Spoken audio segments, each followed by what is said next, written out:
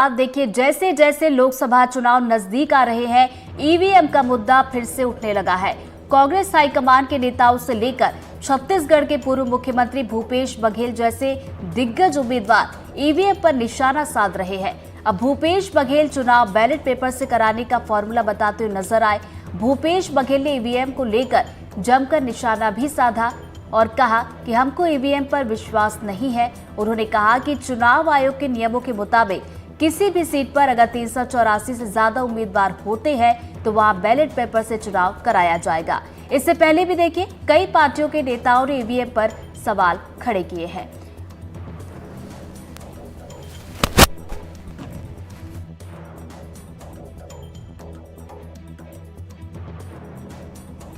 और चलिए इसी खबर पर ज्यादा जानकारी के साथ हमारे सहयोगी नीलेश हमारे साथ जुड़ गए, सीधा उनका रुख करेंगे। नीलेश, देखिए लोकसभा चुनाव के ठीक पहले पूर्व सीएम भूपेश बघेल ने एक बार फिर से देखिए ईवीएम पर सवाल खड़े किए हैं। क्या कुछ फॉर्मूला वो बता रहे हैं?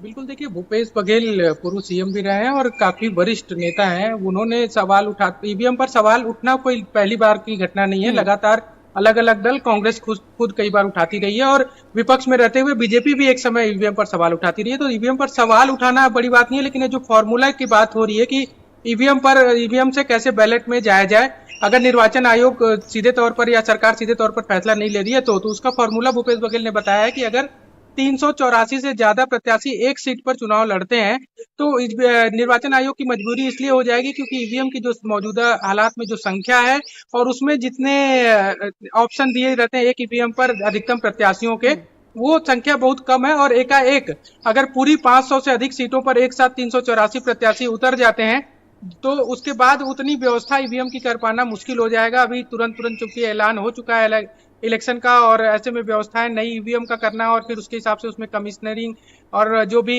सॉफ्टवेयर के लिहाज से जो काम होते हैं, फिर उसकी जांच, गुणवत्ता, तमाम चीजें जो हैं उस पर तत्काल व्यवस्था कर पाना मुश्किल हो सकता है। ऐसे में निर्वाचन आयोग की एक तरह से मजबूरी हो जाएगी कि वो ईवीएम को हटाकर बैलेट पेपर से चुनाव कराए। लेकिन सबसे बड़ी बात ऋतु ये है कि क्या प्रैक्टिकली ये संभव है कि हर सीट पर 384 से अधिक प्रत्याशी उतारा जाए?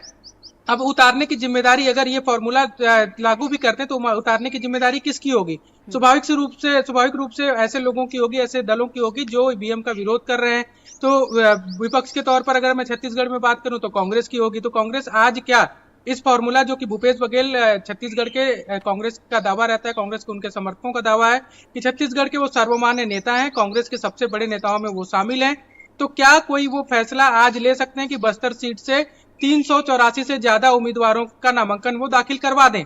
अपने जो कद है, उनका जो औरा है, उसका इस्तेमाल करते हुए करवा दें। इसके बाद जब राजनांदगांव का, जहां से वो खुद प्रत्याशी हैं, वहां पर भी अगर जिस दिन नामांकन जब से शुरू होगा और अंतिम तारीख तक 384 से अधिक प्रत्याशियों में, जिसमें अगर वो 384 के 383 भी करा देते हैं, एक बीजेपी के प्रत्याशी रहेंगे ही रहेंगे, इसके अलावा कुछ निर्दलीय अपने आप भी आएंगे, लेकिन 370-75 से ज्यादा प्रत्याशी अगर वो खुद खड़ा करवा पाते हैं राजनांदगांव में, ये भी देखने वाली बात होगी कि जिस फॉर्मूले को वो दे रहे हैं उस फॉर्मूले को पायलट प्रोजेक्ट के तहत क्या छत्तीसगढ़ में वो लागू करवा सकते हैं? क्या छत्तीसगढ़ में उस पर एक प्रयोग किया जा सकता है? ये भी एक बड़ी मतलब फॉर्मूला बता देना एक दूसरी बात है और उस पर इम्प्लीमेंटेशन, उस पर क्रियान्वयन करवा पाना वो दूसरी बात है। तो क्या पूरे देश भर की बात हम ना भी करें तो छत्तीसगढ़ की जो सीटें हैं 11, उन सीटों पर क्या कांग्रेस या भूपेश बघेल, चूंकि सबसे बड़े नेताओं में शामिल हैं कांग्रेस की ओर से, वो ऐसा फॉर्मूले को प्रयोग के तौर पर लाएंगे? ये आज ही स्पष्ट हो जाएगा, क्योंकि नामांकन बस्तर में जो है वो आज आखिरी तारीख है नामांकन की और कवासी लखमा के समर्थन में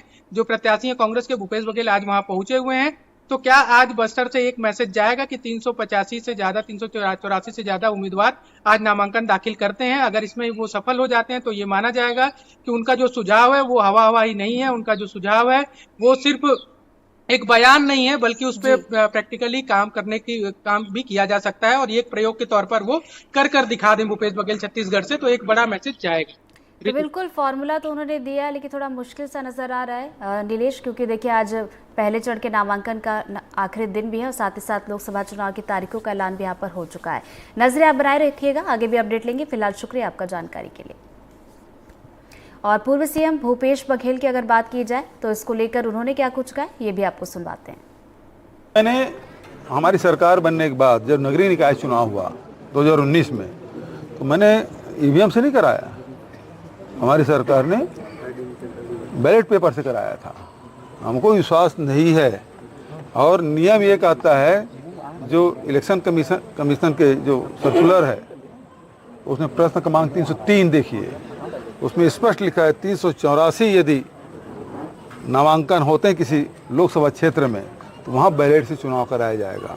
तो जो ये कहते हैं कि ईवीएम में धांधली हो रही है, तो उसके लिए हमने रास्ता बताया कि ये रास्ता है, आप उसको रोक लीजिए।